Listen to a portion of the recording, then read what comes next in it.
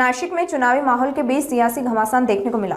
ठाकरे गुट की शिवसेना और भारतीय जनता पार्टी के बीच जबरदस्त राडा हो गया। पूर्व विधायक वसंत गीते और मौजूदा विधायक देवयानी फरांदे आमने सामने आ गए।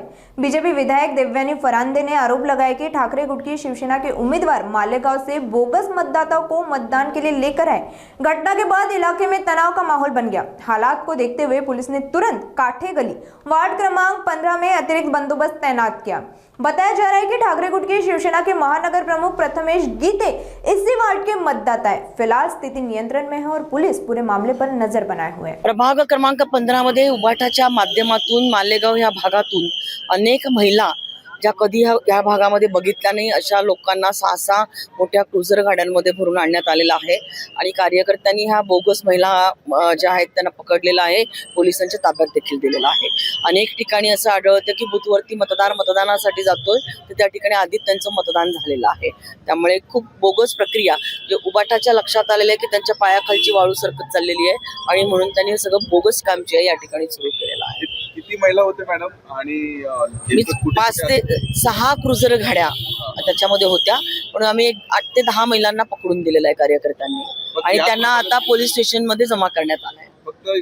याच प्रभागामध्ये असा गोंधळ आढळला आम्हाला आता आणि तो आम्ही पोलिसांकडे पकडून दिलेला आहे। 50% 55% मतदान नाही, बोगस मतदान कशासाठी करणार? हा आमचा मूळचा प्रभाग आहे आणि याच्यामध्ये लोक आमच्या पाठीमागे आहे। आमचा विजय हा 100% आहे। आता स्वतः इथले आमदार असल्यामुळे पायाखालची वाळू सरकणार, पक्ष विचारणार ना तुम्ही काय केलं, तर ते त्यांची जबाबदारी आहे। कसं काय बोगस मतदार होऊ शकते? असेल तर त्याच्यावर कारवाई करा, आम्ही कुठं नाही म्हणतो। मालेगाव मधून क्रुझर मधून महिला आणलेत असा आरोप आहे त्यांचा। मालेगाव मधून महिला आणलेत, मग कारवाई करा ना, कायदेशीर कारवाई करावी। मालेगाव कशाला जाऊ आम्ही? इथं एवढे मतदार आहे, बाहेर मतदान पडत नाहीये। पहिले त्यांना आव्हान करा, त्यांना सांगा आपलं काम आहे लोकप्रतिनिधी म्हणून जास्तीत जास्त मतदान करावं। आम्ही कुठलं तिथे बाहेरून तिथे मतदान आणणार? इथंच आमचे मतदार एवढी आहे, कशासाठी करणार आहे? खोटा आरोप करणं हे चुकीचं आहे आणि नेहमीच आहे त्यांचं। आणि ज्या माणसांनी त्या महिलांना पकडले त्याला मारहाण पण केल्याचा आरोप। कसं मारहाण कोण करणार राव?